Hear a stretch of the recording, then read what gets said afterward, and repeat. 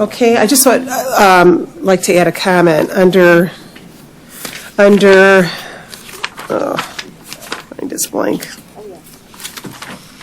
Such other matters, we're going to have Mr. Van Antwerp coming up with some items that are going to need to be approved, hopefully next voting meeting, next full board. I think it's kind of cramped right now because it's the end of the budget year, so we'll hear from him at that point. Okay, next item. Next item next item D1 under new business, forwarding the May 2019 report of all complaint calls made to 1888 Road Crew. Okay, why don't we take items 1, 5, and 6 together, because this is for May, April, and June. Okay, I'm sure you all looked at your own districts here. Any questions or comments? DPS is here, so. Okay, we have a motion to approve and support. All those in favor to receive and file this? Aye. Any opposed? Okay, motion passes. Next item. Next item. So that's for 1, 5, and 6. Okay, so number 2. Next item 2, forwarding notification of an emergency procurement with Rackham LLC. Okay, I saw Tom here. If you have any questions on this looks like an emergency repairs.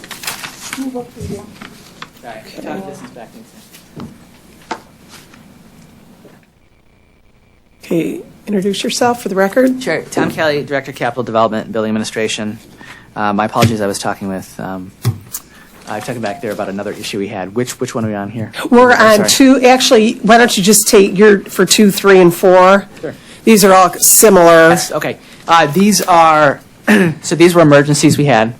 2 dealt with sewage backups in 2 of our facilities, one of them in the jail, one of them at the Health Administration Building. These are public areas, so we didn't want to let it linger because it was legit sewage that backed up. So we had to have Servpro come out and address both of them. Just so you guys know, we're actually looking into doing a blanket purchase order with and taking out to bid one of these for emergency cleanup for one of these companies, just to avoid this in the future. That hadn't been the practice in the division before. They just kind of done one-offs here and there, but it may make sense because we've had a few of these recently just to get something approved beforehand so you need to have sort of to come back to you on an emergency. So just to give you guys a heads up. The other issue is Michigan Cats. This was regarding a chiller that went down at our Lincoln Hall Justice Building A. So for some background context, it was linked to a steam pipe burst that happened over at the facility that we had to address. The steam actually powers the whole facility, including the chillers. And so it's kind of counterintuitive to think of it, but if we didn't have steam power, we didn't actually have cooling.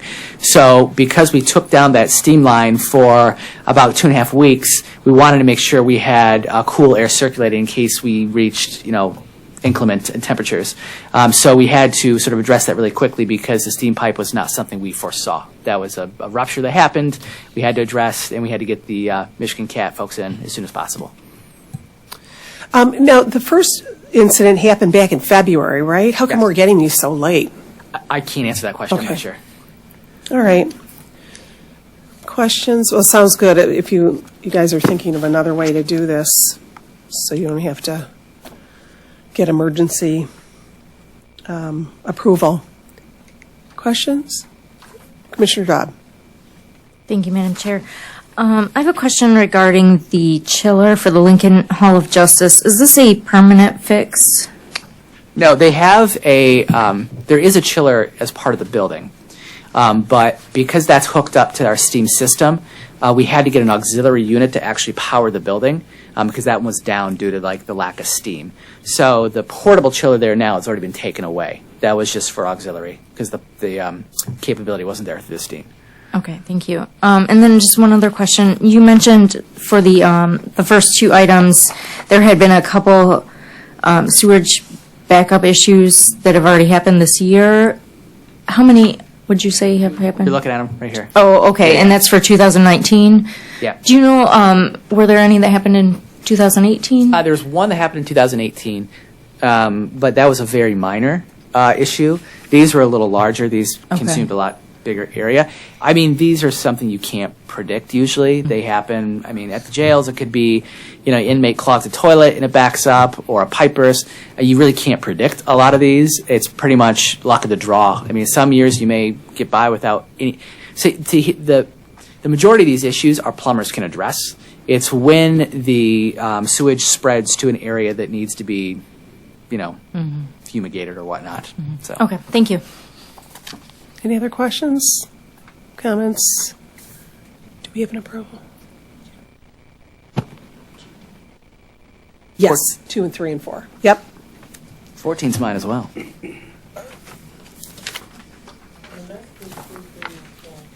Yeah. Yeah, let's do 2, 3, and 4. Yeah. Who gave the motion? Okay, so Commissioner Bracker, 2, 3, and 4? Is that okay? Commissioner Ware, you were the support? I will. Oh, I'll be it, Okay. okay. Okay. All right. Okay, any other questions, comments? Okay, all those in favor? Aye. Aye. Any opposed? So motion carries for 2, 3, and 4. Yeah, okay, Tim, so we'll flip over to, you're on 14. Item D14 on the addenda, approval of a 3-year comparable source contract with a 1-year option to renew with Simons Industry, Inc. Okay, this is on the addenda for everyone, okay? Okay, just give us a brief. Bit of background context for this one. We previously had Siemens under contract for both our building automation and our fire suppression systems. We had spent $835,000 per year on this contract. We felt that it was in the county's best interest to go back out for bid on this contract. We settled on Elite Fire on the fire suppression system. I think their contract totals $139,000 for the year. The Elite Fire has gone through and has done all of our inspections, has begun doing preventative maintenance on a lot of our systems. The challenge we run into is Siemens has proprietary parts in our facilities that only they can work on. So the plan was, all right, if we get rid of Siemens as essentially the contractor to maintain, we still need to buy from them. It makes a lot more sense to have a direct contract with Siemens, because if you go through a third-party vendor for their parts, they'll upcharge about 20%. Secondly, there's a lot of proprietary programming that only Siemens can do. If we have a contract with them, they come at a cheaper rate than if we were to do individual contracts. So, case in point, we have an elevator that have the smoke head reprogrammed in it. It's proprietary with Siemens because of their fire panels. We would pay a couple $1,000s to have techs come out and reprogram that on a standalone contract, or we can have it under sort of the open purchase order at a reduced rate. And so there's sort of two benefits here. It's a reduced rate and the fact we can buy parts directly from them now. Okay. That's a comparable source. Anybody have questions? Yep. Just one quick question. Thank you, Madam Chair. So this is a 3-year contract.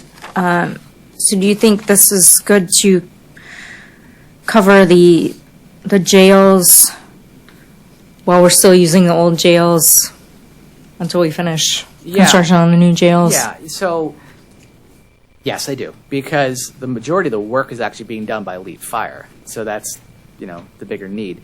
This is if let's say we need a fire panel replaced. Previously, the way the contract was structured, Siemens did work on stuff and kind of kept it. As long as it was working, they didn't have to replace it per the contract. Fire panels range between $13,000 to $30,000. It's fairly rare that a panel goes out. Since I've been here 2.5 years, we've had one panel go out. And so if you figure the worst case scenario is $30,000, that's the big ticket item. We still have plenty of room left in this contract to buy parts.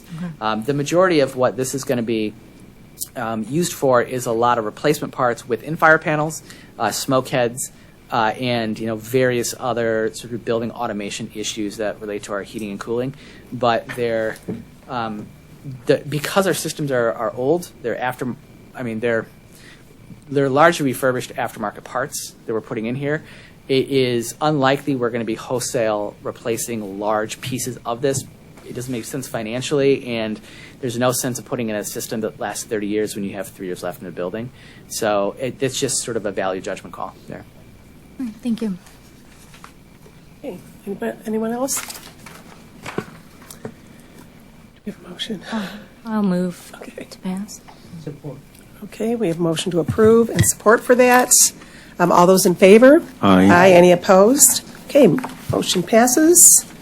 Next item. Thank you. Returning to the agenda, item D7, approval of modification number 1 to a cooperative purchase agreement with AT&T Corporation. Okay. Anyone here on this one?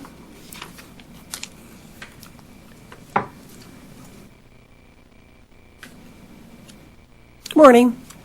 Good morning. Tony Bellinger, Wayne County Roads. Okay, Tony, can you just give a synopsis of what you're asking for here?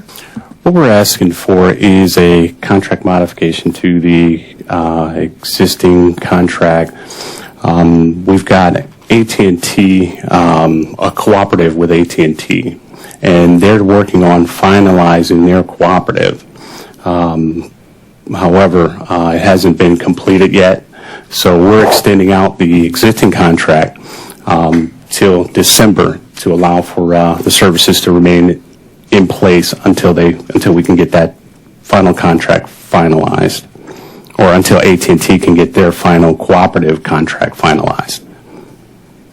And this is for, This is for our GPS units, the GPS on all the salt trucks. yep, find out. I had a question. In our analysis, they talked about shipping charges. What would the shipping charges be if this is a GPS contract? Shipping charges generally are things that are shipped if a part has to go back. If a unit goes down and that unit has to go back, then we would send that unit back. What they would do is they would send us a replacement unit, and that unit would be installed. There's some problem. Questions from commissioners? Did you have something? Yeah. For approval? For. Support? I have one more question. It says this company is a commission, you might not know this, I don't know, commission-approved public procurement unit. When did the commission do something like that? Was that, I don't remember that, but we just all started on this committee this year. Want me to Sure. try to answer for you? Chris Albrecht, Wayne County Commission. So I want to say that earlier this year, the commission approved a new list of cooperatives that procurement can engage with. Perhaps Aaron, as I see he's joining the table, could elaborate. Thank you. I didn't see you further. there, Aaron. Or would I, yeah, thank you, Chris. For sure. Aaron Wagner, Procurement Director.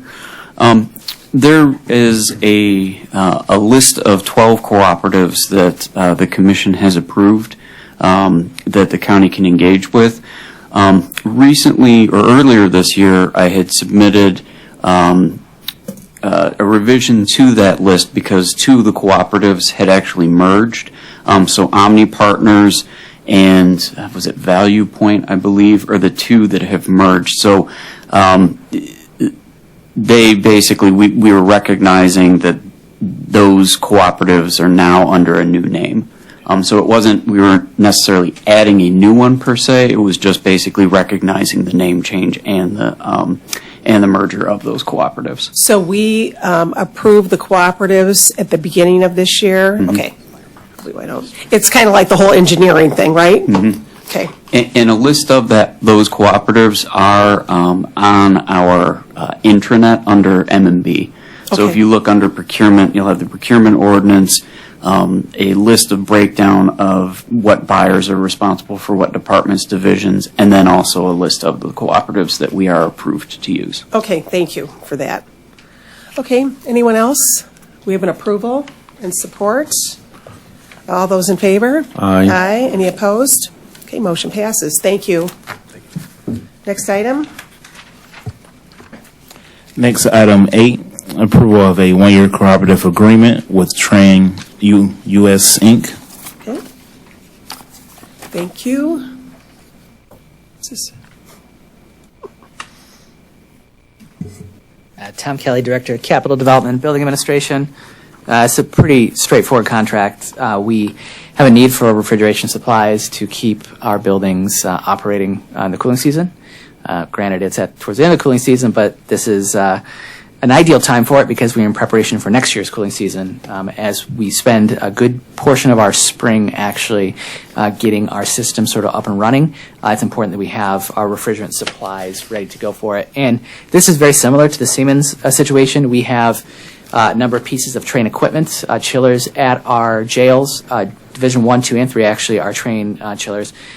Some of their parts on there are proprietary, and it's important that we have money available with them. So as we sort of maintain these, we can, get the parts needed for it. And it's $2,500 for two years. $2,500, $2,500. Yes. Okay. Okay, we have an approval and support. Any questions, comments? Okay, all those in favor? Aye. Aye. Any opposed? Motion passes. Thank you. Next item. Next, item 9, approval of an intergovernmental agreement with the Charter Township of Plymouth. Move for approval. Support you. I call this the Good News Committee. Some of us always have good news here. It's great. Okay, any questions? Melissa, do you have any questions? All right. Okay, all those in favor? Aye. Any opposed? Okay, motion passes for that one. Next item. Next, item 10, approval of modification number 1 to a contract with HNTB Michigan Inc. Okay. Morning. Good morning, Commission. Michael Van Antwerp, Director of Engineering, DPS. So this contract is a modification to an existing contract. If you remember, HNTB is our asset management consultant. And this contract modification covers 2 different items. One item is the asset management program is required by the state of Michigan for all municipalities to have if they want to receive state funding. So this asset management program has to meet certain criteria established by the state of Michigan, particularly MDOT.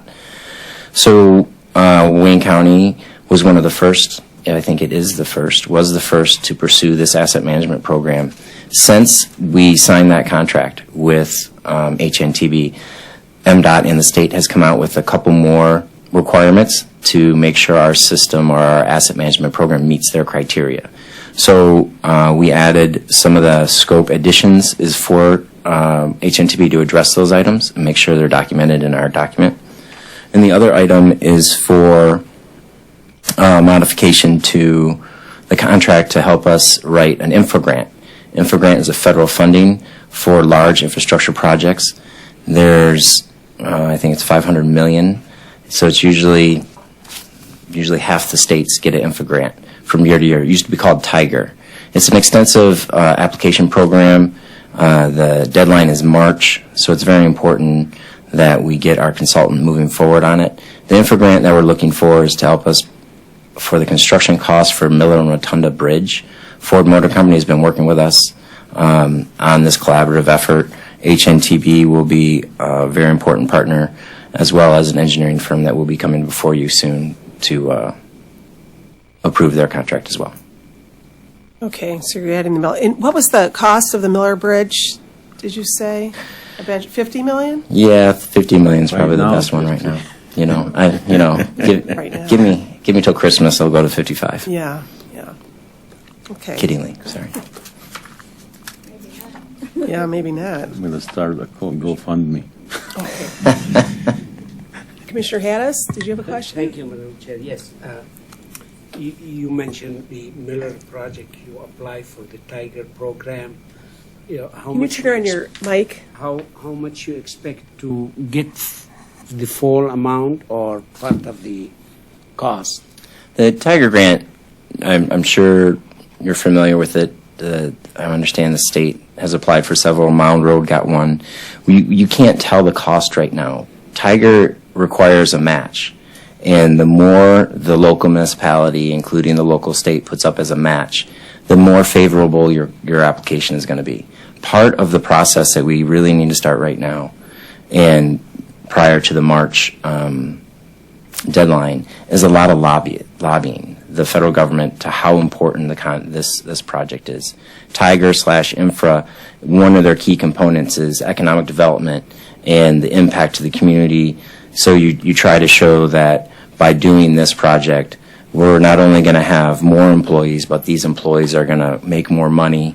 So it's a growth to the local area. So it's very important to get state support, state representatives, federal support from the federal representatives. So as that process is moving forward to test the tenement of the federal government and their eagerness to support our project, equal track is our engineers. We're going to start doing the conceptual design for Miller Bridge, and that contract is out for bid, and they're due back at the end of the month in 3 days. So that engineer is going to start their conceptual planning. We will determine the type of design we want to narrow down that cost. So as soon as we get that cost, HNTB, Ford lobbyists, this body, hopefully the state of Michigan, will know what number the federal government is looking for as a match. For example, Mound Road was a $216 million total of a project, their intelligent corridor project. And so there's $216 million, 130 was given by the federal government, and 84 million was given by the local representatives. So that's a 40% match for that entire project. So it's all going to depend on how much money we have, how much money we can get from the state. So that's a really long answer to the question. The short answer is I can't tell you that right now. Through the chair, how many Tiger program the county could apply for? 1 or 2 or 3? So typically you really only want one per state. 1 per state? Yes, because you don't want to compete against yourself. Okay. In California, for example, I was in part of a program where they submitted 7 years in a row, and they finally got it the 7th year. Tiger Grant has been submitted for a similar project here locally for several years by the city of Detroit, I think. I mean, I just remember hearing a story that it's just been, it goes and goes and goes. So you need to create a lot of momentum, and again, it's only $500 million. It's a federal grant, so they got to spend it off. Yep, they got to spend it equally, and so it really, you don't want to compete against yourself. You would really want state legislators to really back one. Because I know Kenton applied for the intersection of I-275 and Ford Road many years, and all the neighboring community give them the support, but they never got it. Yeah, what started Tiger and now Infra is, again, economic development, shipping freight, shipping commerce, impacting the industry of America or manufacturing. So I think we have a good one here because of Ford Motor Company, and Ford Motor Company is investing several $1 million in that plant. That plant, in particular, the Rouge facility, makes about 90%, 80% of all the Ford trucks. Ford trucks is about 80-90% of all income that Ford makes. There's one other plant in Kansas City that makes Ford trucks. So if we don't get this one done, if we can't get Miller working, if we can't get Miller Bridge going, Ford's going to have to make a difficult decision. And so we need to make sure that Ford has an easy decision so that this bridge is there for them. And also, access that this body can do to all the other infrastructure in the area. Thank you. Commissioner Dodd? Thank you, Madam Chair. I want to ask about the infra grant application for the Miller Road Bridge. Would that be for 2020? And then, so there was some discussion yesterday at the MITC meeting regarding 5 Mile Road between Breckenridge, and I think applying for the same grant. And so now you just mentioned not, we can only do one per year. Would we wait until 2021 to apply for 5 Mile on that? Or what's the plan on that? Yes, so Commissioner Dobb and I attended I guess it was a authority meeting for the MITC. MITC is Michigan International Technology Corridor. Corridor is on 5 Mile between Beck and Ridge Road. So in this meeting, there was a SEMCOG representative who mentioned the infra grant, and he was mentioning it as information. I checked with SEMCOG. His role was to make sure that 5 Mile corridor got on the list. SEMCOG is willing to support, that grant application. It is expensive. So, as seen here, and again, to be working or to have a good application, what you would want, what MITC would want, would be to get local support from Northville and Plymouth. Then they would want to get support from Wayne County, and then they'd want to get as many representatives from the state and federal representatives of Michigan to send in letters of application. I cannot speak for Wayne County, but if the decision was brought to the engineering department to write a letter of support, I would not support 5 Mile. My reasoning would be, and I would want to support Miller. There's a larger economic impact for Miller. I think Miller is a better federal grant application. Secondly, the MITC has a TIF where they're collecting taxes that are supposed to support the infrastructure so the developers don't need to build that development. Don't need to do those improvement programs. So that conversation needs to be had between Wayne County and MITC, which we're trying to schedule. But until that conversation is had, until we understand that Wayne County's infrastructure will be built as normally as it would be, I think it's premature, but I'm not MITC. I'm just trying to inform this body. Thank you. Okay, thank you for that update. Okay. I'm sorry? Yeah, thank you. Okay, well, that's interesting. So you're going to be in contact with Kurt Heisey and Bob Nix, and... We've already, yes, Elizabeth and I have already requested a meeting with them to talk about a MOU for the infrastructure and to get a better idea of that cost. The other reasoning, infra is you're supposed to go big. You're supposed to be in the 50 million to 100 million range. And from what I can see from MITC, it's not that big. So he just put it on the list for consideration. I mean, the grant's due in March, right? Did you say? Yes, it's in March. All right, thank you. So is there any way that we can hook in Miller Road into this Miller Bridge? Add on another 8 million somehow? Just kidding. I don't want to put you on the spot. Sure, but we I know. can. We can do it. We can do whatever we want. Yeah. Okay, Commissioner Baidoon? Thank you, Madam Chair. I guess, Michael, from my perspective, and maybe I'm wrong, I think Miller Bridge is probably one of the most expensive bridge replacement in the state of Michigan today. I think it's one of the most pressing bridges that need to be replaced, and that's why the governor came down in May and she highlighted the urgency of replacing Miller Bridge.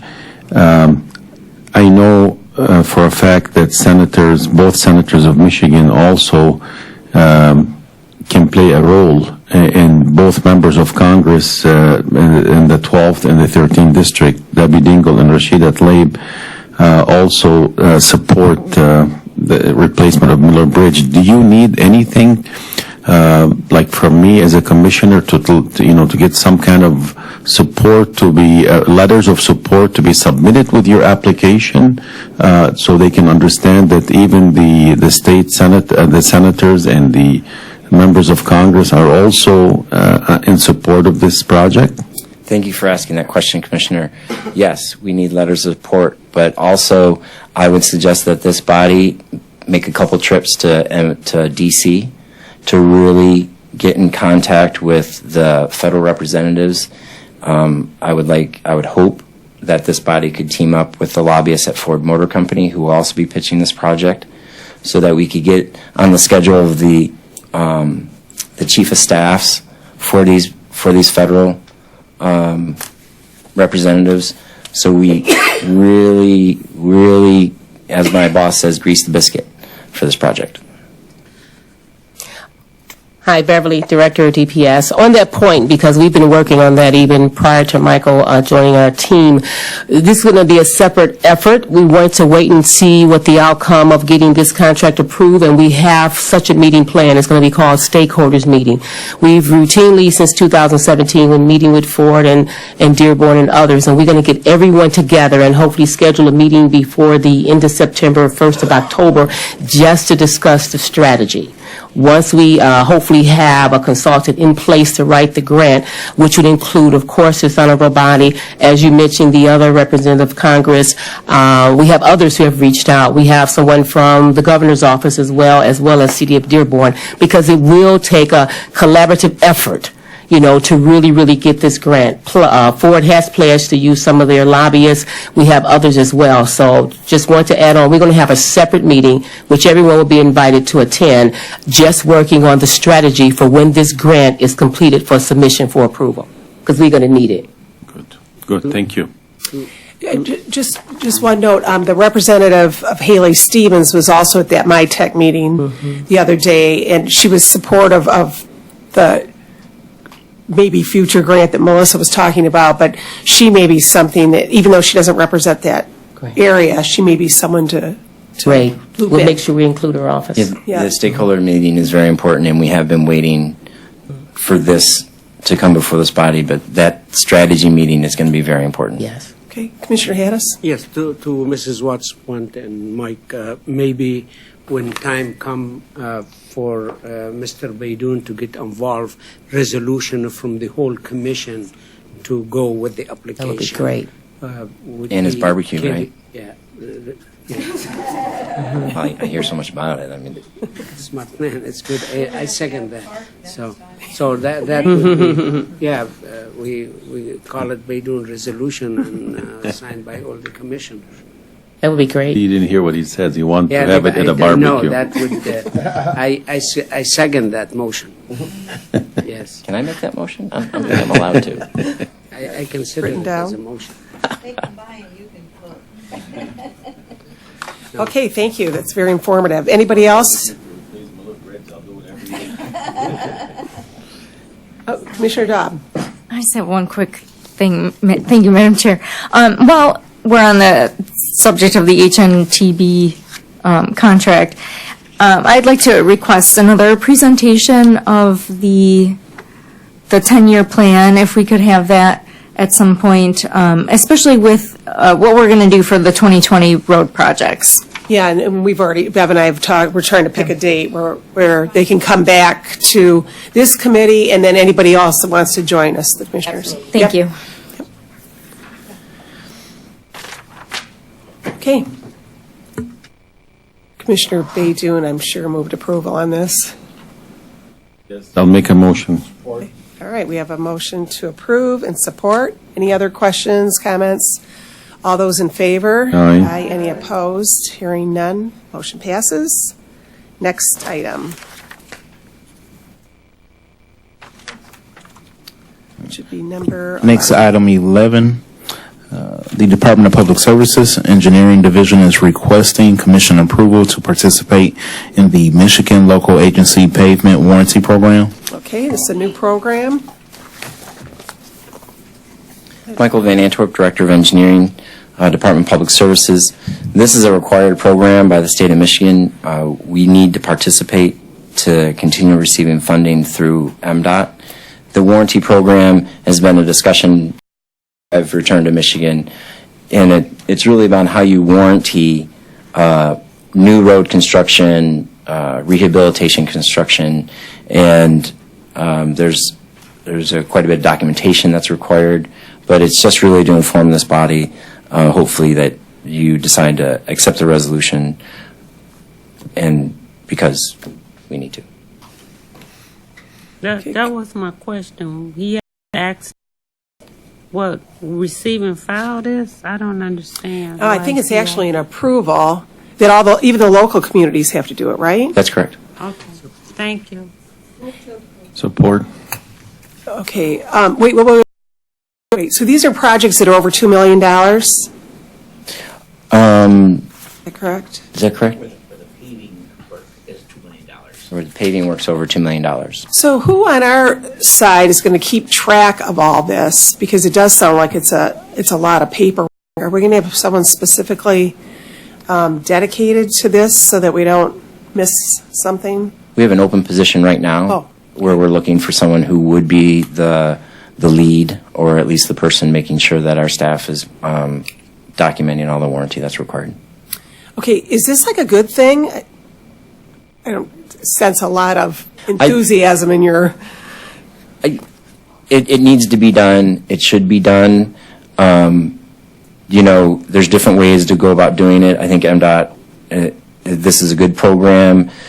The warranty program is like any warranty program. If you want it, if your warranty program is going to insure the road for 10 years, it's going to cost a certain value. If you want it insured for 50 years, it's going to cost a higher value. Warranty programs are very good. I think it's very needed from all the questions that I've received since returning about the materials and why does Michigan use cheaper materials and why. And so, yeah, I think it's very important, and it's needed, and it should be done. Okay, Commissioner Dodd? Thank you. I've got two questions. Do other states have similar warranty programs? Yes. Are they successful? I guess I have three questions then. It's difficult It's difficult, but yes, it is necessary. It is successful. It is difficult. I guess,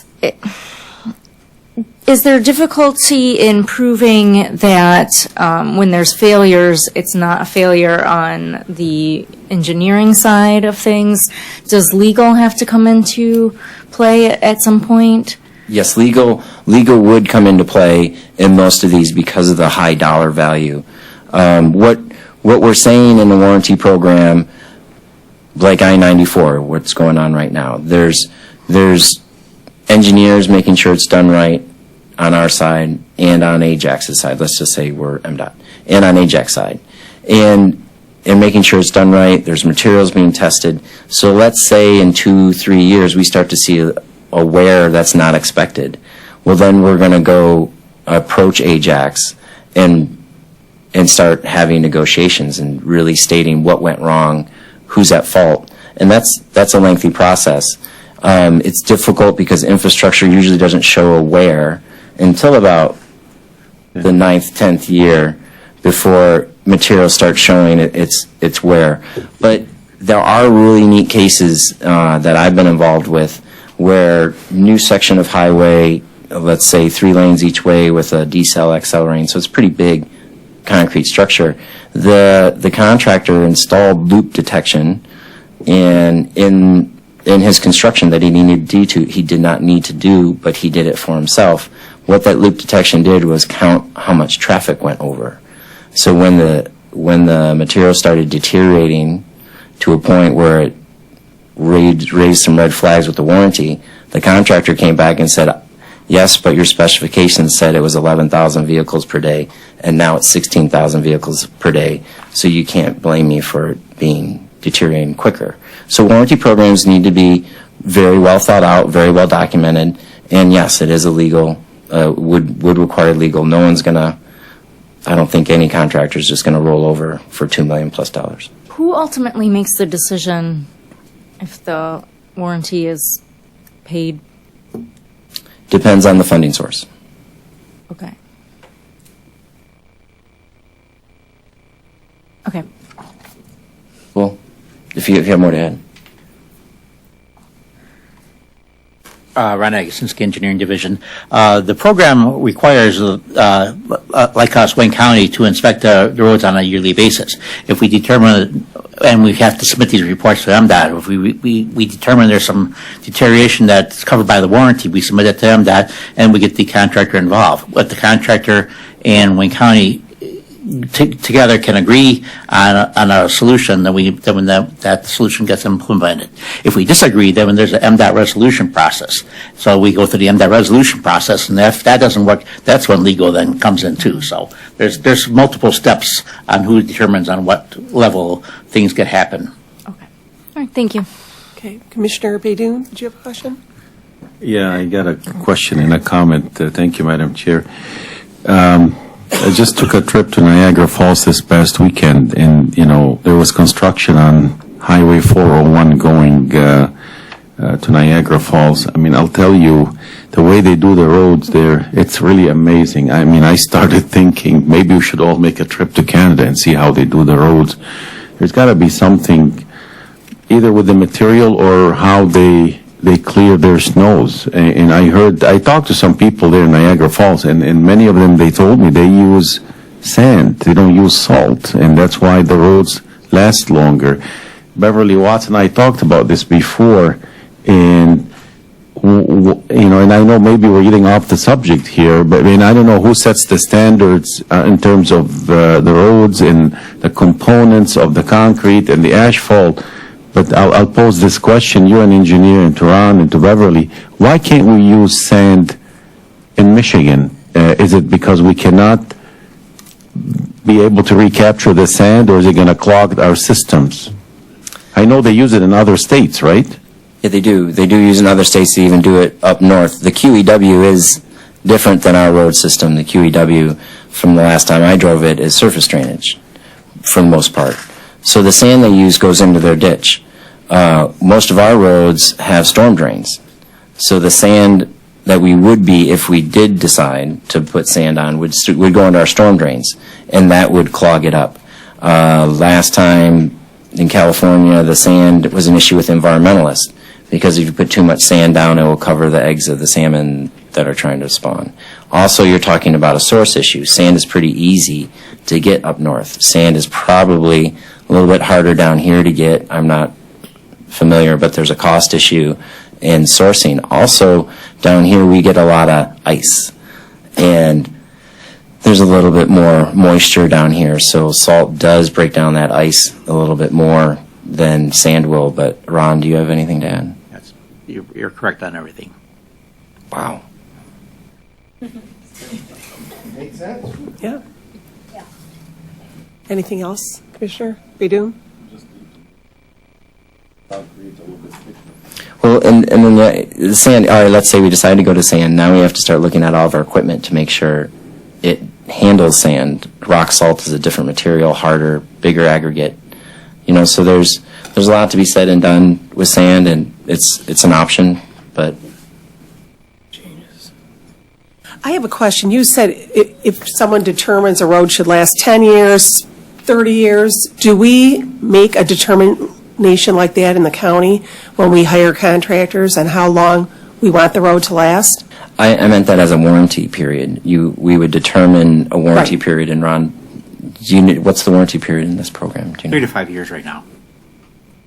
Okay. Okay. So what that warranty period is saying, catastrophic, bad construction, Okay. All right. in my estimate. In my, Yeah, that's pretty quick. Mhm. Okay. Yes. The Miller Road, the concrete that was used, it was a faulty material or and the company went out of business.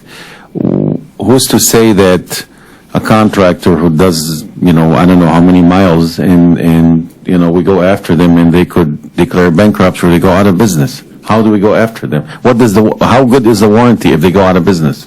Well, no, I did not create the warranty I understand. program, but the ASR issue that affected Miller Road didn't appear until over 10 years.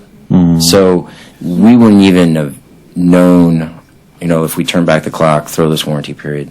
So this warranty period with the 3 to 5 year is really talking about how it is built, not the materials it is built.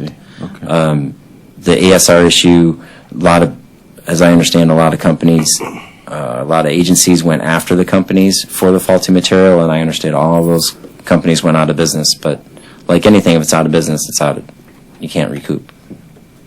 But also, it's a bonding issue too. Yeah. The contractors are going to be bonding the roads for the warranty. Therefore, if the contractor goes out of business, the bonding company then still maintains that because they're fiscally obligated to do so. But they'll be bonded for the 5 years of the warranty, Correct. and then Correct. they're out. Correct.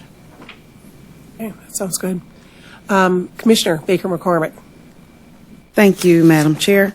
Just a question on the cleanup efforts after a construction project.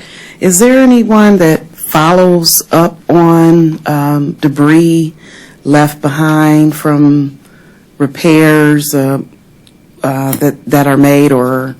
So I'll use an example. And I'm sorry, I didn't mean to cut you off. That was the question. So, Outer Drive, Livernois to 7 Mile, I think was a stretch. So there we had two different projects going on. One was a DWSD-led project for a water line. Now, so they, like any other company or development, goes to our permit office and asks for a permit. We assign inspectors to that project to make sure that the company, in this case DWSD, maintains their facility or their project limit accordingly. At the same time, there was a road project let by Wayne County, and in that case, there's project managers who are assigned to make sure that the entity or the construction company maintains a clean work site. And so one is dictated or enforced on a permit basis, and the other one was dictated and enforced on a contractual basis for work sites. Okay, and so it would be left up to the inspector to, I guess, to make sure that everything is cleaned up, and if it's not, then what happens? So in the case of, again, this project, the inspector and this office contacted DWSD to go back out and correct their material that was left on site. And at the same time, the project manager, who's part of this office, worked with the contractor to clean up or to consolidate their construction of their construction material. Okay, is there any penalty to the contractor in any way? Can we penalize them for not cleaning up? I'd have to review the contract more clearly. Usually there is an item in the contract language that says they have to maintain a clean work site. As far as, we then attached to that, there's a performance bond, and there's a performance in the contract that we could withhold some money. In a permit case, we can issue fines for not agreeing to the permit. Okay, but right now there's no fines or penalties? For the project that I'm using as an example? Yes. Uh-huh. No, we did not. Okay. There was a lot of, in that case, I went out and inspected it myself. There was a lot of residential debris that was used or that was put on the site. So we did ask our contractor to clean up that material too, and that was out of scope items. Okay. So in the future, could that be a standard practice just to include verbiage such as that so that we don't have debris? I drove around my district and it's terrible. I don't know if it's, the county or the cities or the state's debris that's left behind, but it causes blight in the community, and we already have enough blight. One of my, Ms. Watts has asked me to look at our contracts, and that was one of the items that we're going to try to, or we will, have a clearer definition and a clearer expectation from our contractors. In addition, I met with my staff to be more forceful as a permitting. A lot of, it's a DWSD, Wayne County, friendship, partnership, but we have to have better expectations of each other so that they do live up to a standard that we all expect. Great, thank you. Anyone else? Okay, we have an approval and support. All those in favor? Aye. Any Aye. opposed? Okay, motion passes. Thank you.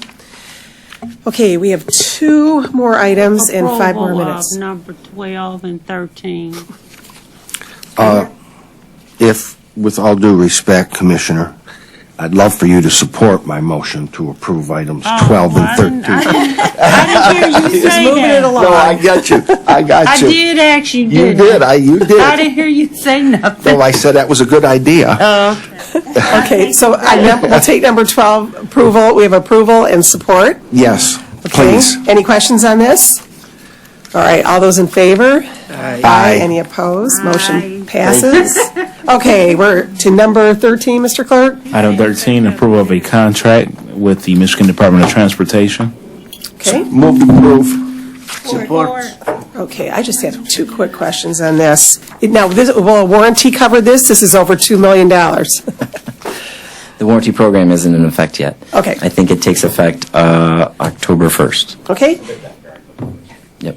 What- For bids after October 1st. For bids after October 1st. And one more, just a question on my part. Why is there no local contribution on this program? I don't understand, like, what the differences are with these things, so it's No. just informational. Number 13? Yes, there's no local contribution to this. Oh, it's in a township. Okay, So that's why. All right. Okay, any other questions? All right, all those approving this, aye? Aye. Any against? Okay, motion passes on this. Okay, now, go ahead, Mr. Clerk. Next item E, such other matters as may be properly submitted before the committee. Okay, Mr. Van Antwerp, you have a few here that you want to bring to us for possible immediate consideration next Thursday? yes. And we Thank probably you. should go over this because there was so much discussion on the last one that I think we better, Thank you. Thank you, Madam Chair. Michael Van Antwerp, Director of DPS, Director of Engineering, DPS. Oh, so we're asking for 4 contracts for immediate consideration. One is Grosio Bridge over West River Road. This is a design job. Obviously, it's in Grosio. And this project is very important because we're trying to coordinate and limit the shutdown of Grosio Bridge. This is Grosio Bridge over West River Road, so if you're driving from mainland over to the island, you go across the bridge, you hit a short piece of ground, and then you go over another little bridge before you even really get onto Grosio. That bridge needs to be replaced. There's temporary supports under it. We don't want to shut down that causeway into Grosio any longer than we have to. The idea would be that while we're doing repairs this spring to the superstructure, we could also do the construction job for this bridge, and they can access the bridge from the toll bridge. So 2 jobs are going on at once. The design really needs to start. okay? And that is why we really need the design to start so we can get construction going this spring. Okay, and then the next, you said 4? I thought Yes. there were 3, but, okay, the next one? So that's a design job. The next 3 are construction projects. One is Wyoming resurfacing. The next one would be Schaefer resurfacing between I-75 and Dix. That's Melvindale and Detroit. The first one, Wyoming, is in Detroit and Dearborn. And the third one is Greenfield resurfacing between Chicago and Plymouth, and that's in Detroit. These projects, they've been in the commission queue, and we're asking for them to be really, like you said, immediate consideration. We're running out of time for warm weather, and we've made pledges that we would do these jobs, and we want to maintain our credibility with the public so that we at least start these jobs and get them going. Okay. So that's the Make a reason. motion for, Okay, this is just, Oh, this is informational. Oh, I because see. We're not making- because we're of the not voting on time anything. crunch. Okay. And just so the committee knows too, that our clerk staff and the administration's going to get together because some of these things are low on our list for priority, and then they become immediate consideration. So I think they're going to work on some of that, just so we don't have these. And it's also the end of the budget year, so. Right, end of in the season. construction year, we've been putting them on priority, but we're always trying to, Yep. weigh. But in that, if I may, there's going to be 14 other contracts we'd like to get through before the construction season. Okay. There's design, there are construction jobs, and there's some pretty important bridge jobs. So just, I guess, a heads up is for this body that we really, it's important if we really need to get these things going if we want to really achieve our goal of repairing our infrastructure. And one of them is another MDOT contract. Some of our MDOT, we need to turn those around really quick. So, but none of those, just the 4 will be for the next full board then? That's Or- correct. Okay, all right, well, just keep us informed, because everybody here wants the road, the infrastructure done. Oh, Commissioner Baydun? Oh. Okay, sounds good. All right. From yours. Thank you. Next item. Next item F, public comments. Anybody from the public that would like to comment, or not from the public that would like to comment? Come on, Beth.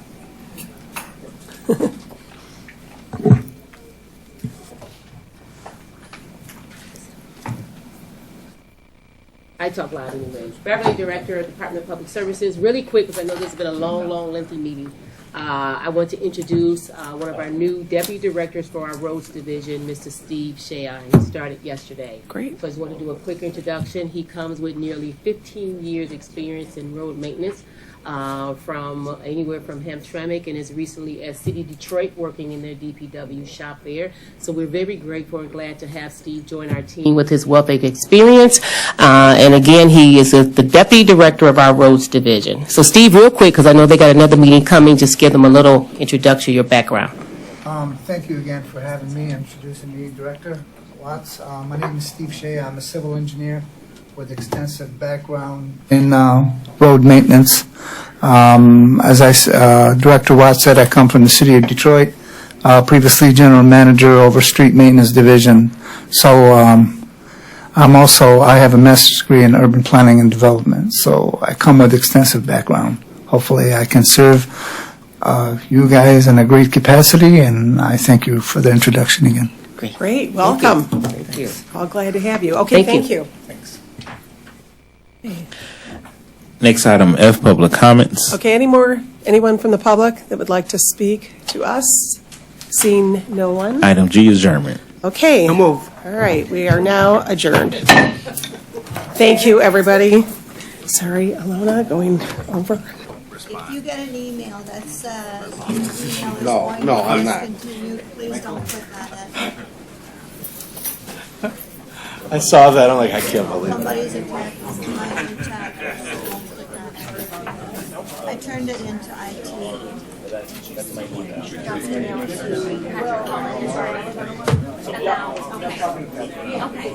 And then one other question, the pipeline with that, remember last week when we spoke about the days that it should be started up like any day? So to find more calls, it's still not working, or there's no Brooklyn myself, but that works is there's no. My prosecutor wanted a $1 million IT and stuff, so I told her that maybe we can look at it in 3 months and maybe do a budget adjustment if the will is there at that time, but right now there isn't. Okay. Very good. Yeah, so I said, I used to, I asked the last week, they said that there's no, we see no now, it's the other one there, so they Where the people was funding the communities was getting it, but then the internalists was not getting it. And I called I'm going to roll up this week. Come check out my dock. Oh, what's up, dude?